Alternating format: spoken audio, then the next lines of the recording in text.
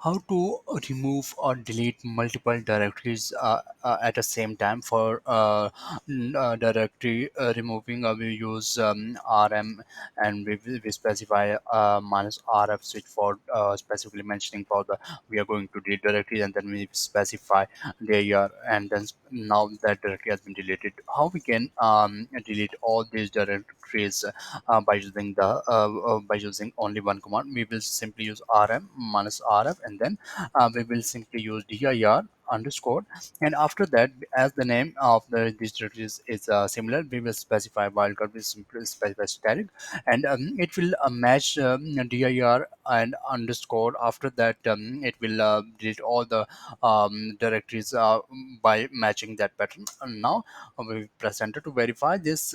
We will simply use ls. Now all the directory has been deleted by using this command.